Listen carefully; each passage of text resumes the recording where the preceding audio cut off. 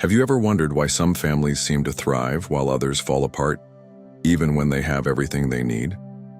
What is the secret to maintaining a peaceful, strong family bond, especially as we age? If you've ever felt like your relationship with your children or your family dynamics has shifted over time, this video is for you. In this video, we're going to dive deep into the core issues that often lead to family conflicts, particularly as we grow older. We'll explore how small actions like constantly visiting your children's homes or overextending yourself to help can create more tension than harmony. You'll learn why it's essential to live independently and respect boundaries for the sake of peace, both for yourself and your loved ones. But that's not all. We'll also talk about something many of us overlook: taking care of our financial future and not relying on our children to support us in our later years. How can you stay financially independent while also being a supportive presence in your children's lives? This is crucial information, especially if you don't want to face disappointment later in life. If you've ever struggled with the idea of balancing giving too much or too little to your family, you'll want to hear how the wrong decisions can actually drive a wedge between generations, rather than bringing them closer together. By the end of this video, you'll have a clearer understanding of how to maintain your independence, preserve your dignity, and ensure a peaceful family life. So if you're ready to learn the simple but powerful habits that can keep your family bond intact, keep watching until the very end. Trust me, you won't want to miss this. If you're not subscribed, I recommend subscribing and activating the notification bell so you don't miss any videos. Your support means a lot to me, and if you enjoyed this video, you can help me continue spreading these valuable lessons by liking and sharing it. If you like the topic of this video, please comment 1 below. If you don't, please comment 0 to let me know how I can improve and create better videos for you. Now let's begin. First, don't always rush to your son's house and live there.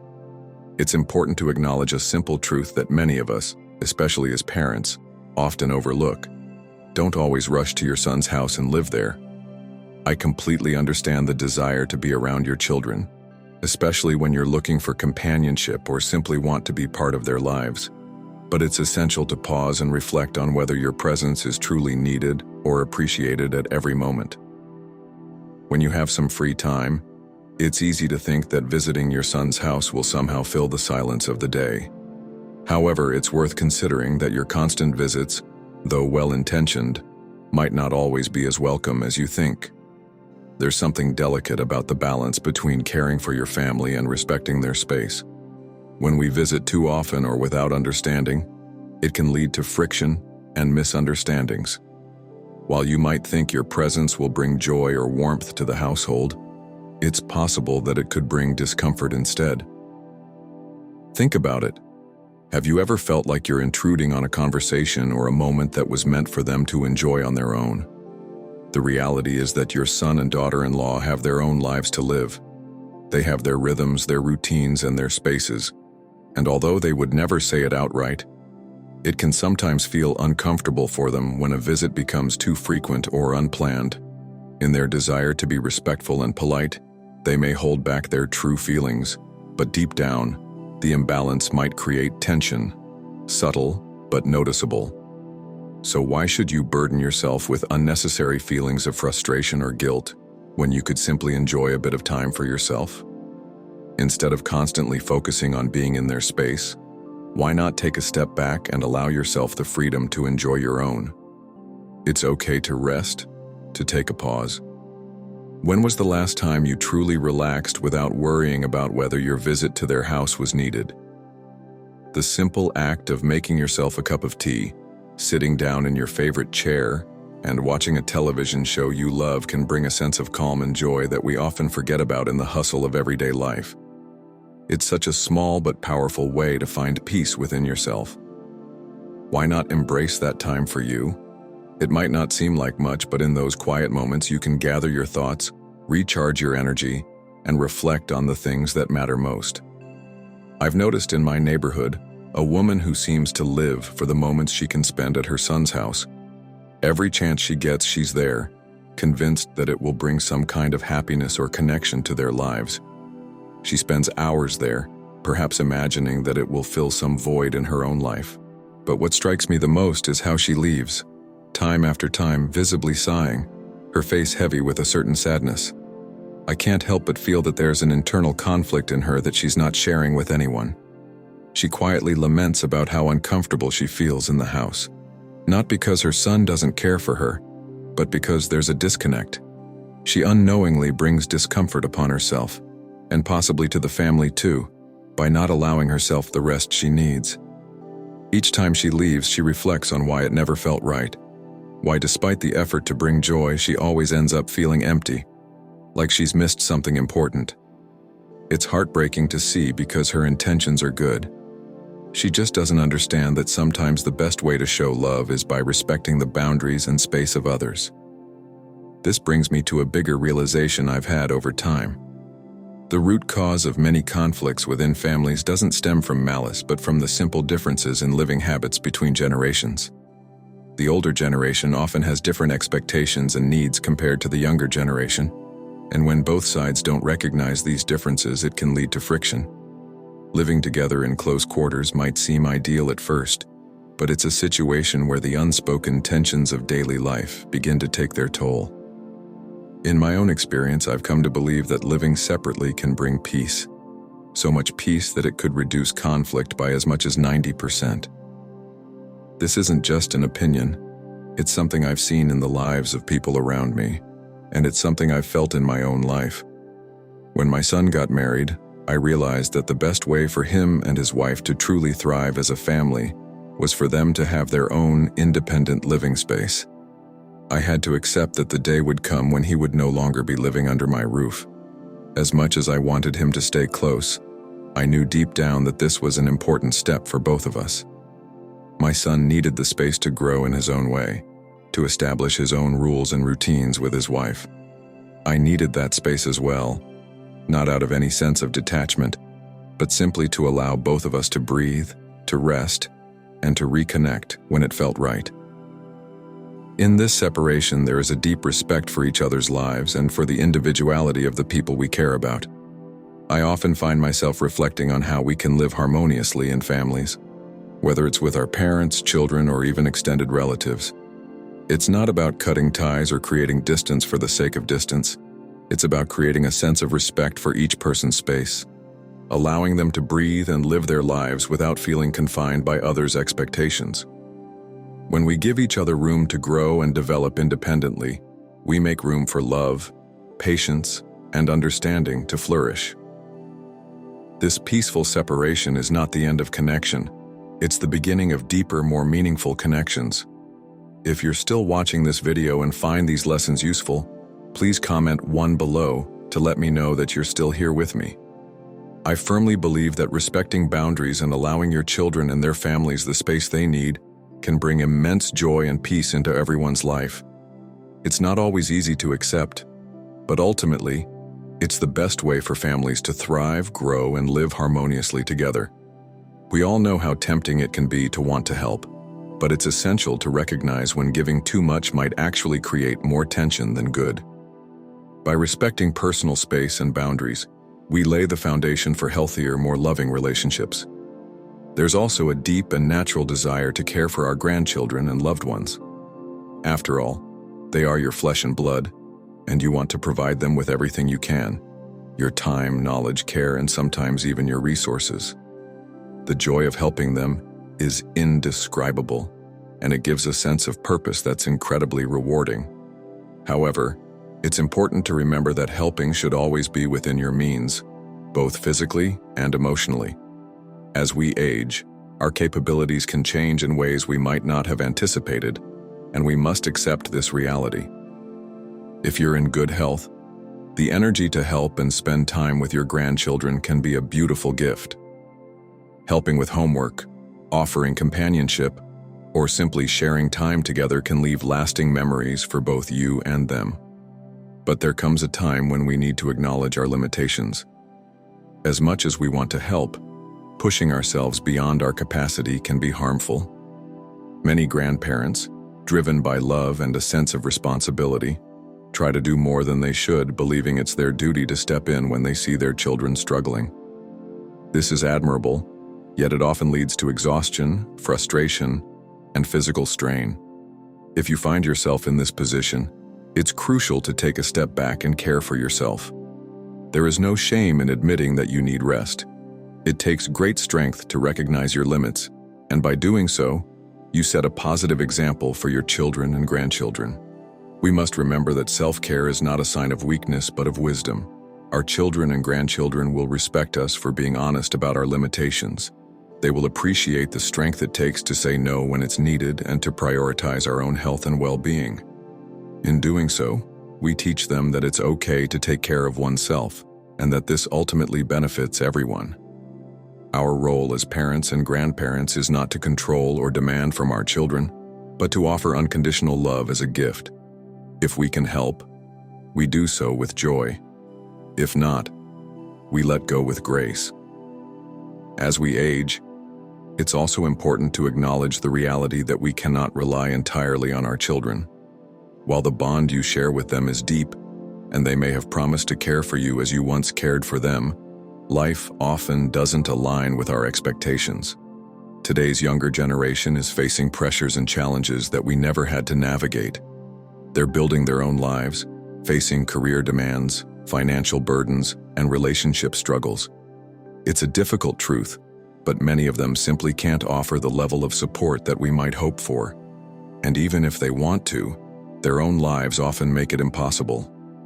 When we place all our hopes on our children, we risk opening ourselves up to disappointment. The greater our expectations, the deeper the hurt when those expectations aren't met. Children grow up, start their own families, and their priorities shift.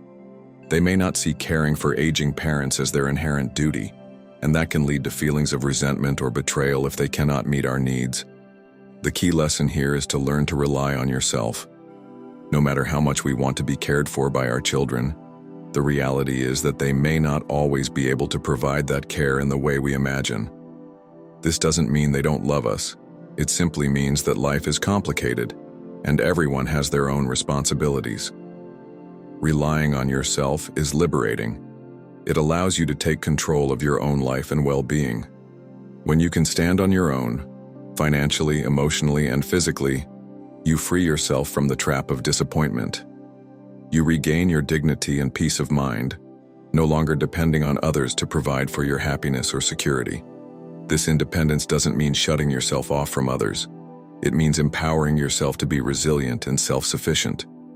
It's about saying, "I am enough," and knowing that your worth isn't determined by others' ability to meet your needs. This acceptance of independence is a crucial step as we age. It means recognizing that we must build our own safety net, nurture our own happiness, and stand strong in the face of life's challenges. Your children, even though they love you, may not always be able to care for you in the way you hope. And while this can be painful to accept, it also frees you from the constant waiting for love or support that may not come as you expect. By relying on yourself, you create a more resilient and independent version of yourself, one that doesn't depend on others to define your future. If you are still watching and find these lessons valuable, please leave a comment below to let me know that you are with me on this journey. Relying on yourself means more than simply standing on your own 2 feet. It is about cultivating the mindset that you are the master of your own destiny. When you can meet your own needs, when you no longer feel like a burden to anyone, when you no longer expect others to complete or save you, only then will you truly experience the freedom that comes with independence. With that freedom, you will find a peace that cannot be shaken by the whims of others. There is a deep dignity in self-reliance and a profound strength in embracing it. You don't need anyone's approval, assistance, or validation to feel worthy of love and respect. You have your own worth, your own strength, and your own ability to face life's challenges.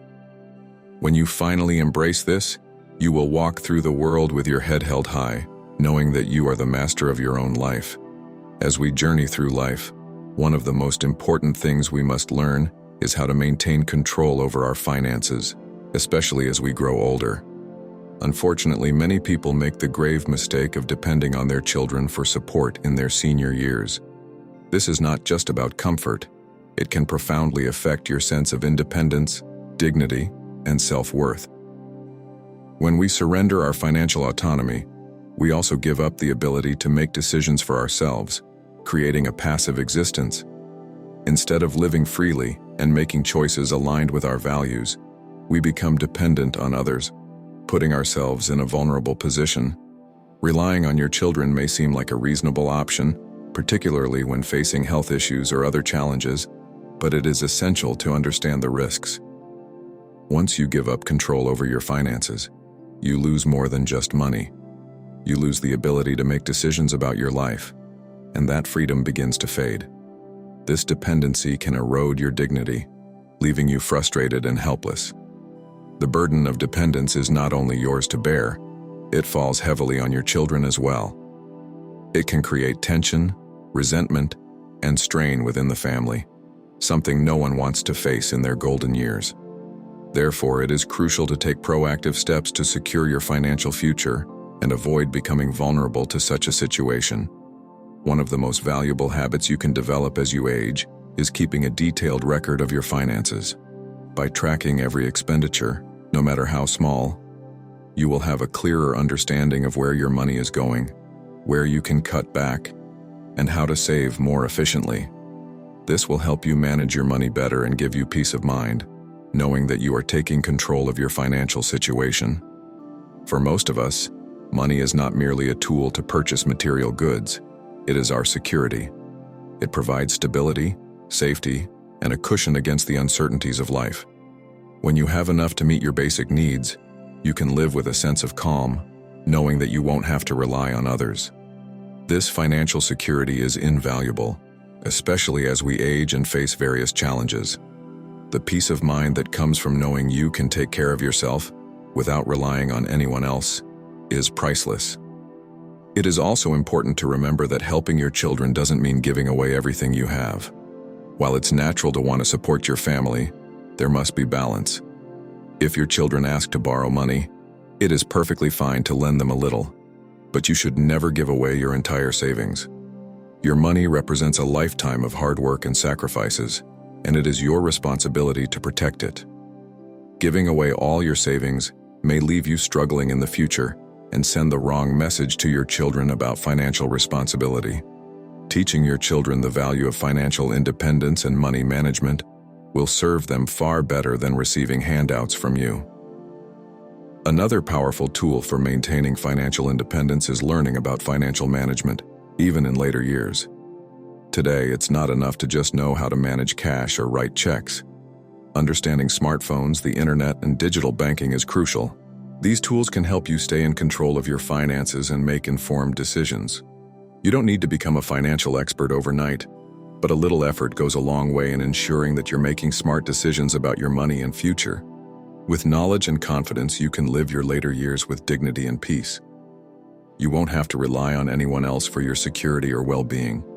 Instead, you'll enjoy your life, make your own decisions, and live freely, knowing that you've planned for your future and are in control of your finances.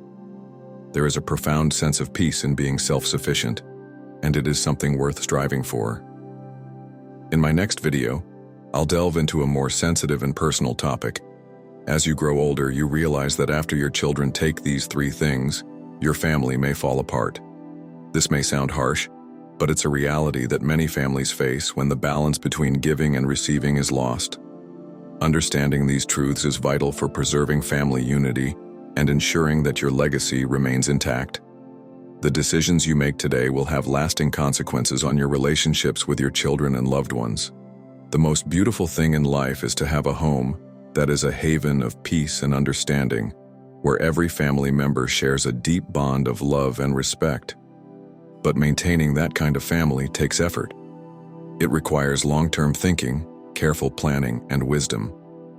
We spend our entire lives working hard to provide for our families and ensure our children's prosperity. We give everything to build a future for them. But as we grow older, we must learn to preserve what we've built. If we give too much too quickly, we risk destabilizing everything we've worked for. Families can fall apart without balance or respect for boundaries. Therefore, it's crucial to think about the long-term impact of your decisions, to be mindful of how much you give, when you give it, and to ensure that you're always protecting your own well-being and the stability of your family. Financial independence is not just about money. It's about the freedom to live life on your own terms with dignity and confidence. It's about protecting your future and the future of your loved ones, ensuring that your family remains strong, united, and grounded in the values you've instilled. Only by maintaining control over your finances can you preserve the sense of security and peace that allows you to enjoy your later years without fear or regret. One painful truth that many families face is the resentment that arises when children take money from their parents. This often creates an unspoken emotional divide between parents and children, even when it is not immediately apparent. Parents who dedicate their lives to raising their children, nurturing them with love, sacrifice, and care, often find themselves, in their later years, not only physically worn out, but emotionally abandoned. The bitterness that accompanies this abandonment is unbearable, especially when it becomes clear that the only thing that keeps them relevant in their children's lives is the money they've accumulated over a lifetime of hard work. A poignant example of this reality can be found in the life of a man named Xiao Ke Kwang from Zhejiang province. Xiao Kwang had spent most of his life working tirelessly to provide for his family, saving every penny he could. By the time he retired, he had accumulated a modest but respectable sum. In his old age, after the loss of his wife, he hoped to find solace in the company of his children. His daughters welcomed him with open arms, offering him a place to stay. He gave his savings to his daughters, believing that they would care for him as he had cared for them. However, within just 6 months, the warmth he once felt quickly dissipated. His daughters, once his pride and joy, began to treat him as a burden. They no longer asked how he was doing or showed interest in his well-being. They saw him only as a financial resource, and when that resource was no longer needed, they distanced themselves. This painful reality opened Xiao Kwang's eyes to the harshness of the world. He realized that in many families, relationships are not built on love, but on what can be gained. When the elderly no longer have anything to offer, when their health fails or their wealth is spent, they are cast aside like forgotten possessions. This is the painful truth that countless parents around the world experience, and it highlights the transactional nature of relationships that so many elderly people must face. If you find these lessons useful, please comment below to let me know that you're still here with me. The emotional damage caused by abandonment is immeasurable, and I believe that as long as parents are mentally sound, they should retain control over their finances. It is their right, their dignity, to give away everything they've worked so hard for. To transfer their property to their children is not just irresponsible but also risky. It sets them up for exploitation, the loss of autonomy, and ultimately, a future where they might find themselves destitute, both financially and emotionally. This is also a harsh lesson for us as children. We often overestimate our importance in our parents' lives. We think they will always be there for us, that they will always support us, no matter what. But the reality is, once parents grow old, their strength diminishes, and their ability to contribute to our lives, whether emotionally, physically, or financially, becomes limited. Many parents do not want to be a burden, and they are often afraid to express their vulnerability, to acknowledge that they are no longer the strong pillars they once were. This vulnerability is something we must not take for granted. We must never forget that our parents gave everything for us, often at the cost of their own happiness and well-being. The bitter truth is, after years of hard work and sacrifice, some parents are left feeling isolated and neglected. Some are even forced to make the heartbreaking decision of giving money to one child over another, all in the hope of maintaining peace and harmony. But this often backfires. Siblings begin to resent one another, and the once harmonious family dynamic is shattered. Then there are those parents who are forever torn between their children, trying to balance relationships, trying to make everyone happy, but inevitably failing. No matter how hard they try, they cannot escape the harsh judgments of those who feel they deserve more than others. Children, on the other hand, can be just as callous in their reactions. The ones who are favored feel that their parents have given them too little and demand more, often without gratitude. The ones who are neglected feel robbed of everything and harbor deep resentment. In the end, both sides feel unappreciated, and the emotional scars left behind can last a lifetime. This cycle of neglect and misunderstanding is devastating. It creates rifts that might never heal, leaving both parents and children in a state of perpetual emotional pain. I can't help but feel that this is something we all must address before it becomes our reality. It's a wake-up call to cherish the people who raised us, to respect them, to honor them, not for what they can give us, but for who they are. Money should never be the measure of love. It should be a bond that transcends material wealth. Parents, after all, are not just vessels of money. They are the very people who taught us how to live, love, and be kind. We should remember this always. Wow, what an emotional journey we've gone through together today. We've explored some deep truths about family relationships and how money can often shape the way we treat the people we love. From the story of Kwang to the broader issue of how we care for our elderly, it's clear that love is not just about what we give or receive. It's about respect, dignity, and recognizing the true worth of our parents and family members. So, what have you learned from today's video? I'd love to hear your thoughts and reflections in the comments below. Share one thing you've learned from this discussion that you'll bring into practice in your own life. It could be how you treat your parents, how you approach money, or simply the way you value relationships. If you liked this video, please leave your comment below, and don't forget to like, share, and subscribe to our channel. Your support means a lot and helps us create more content like this. Thanks for watching, and I'll see you in the next video.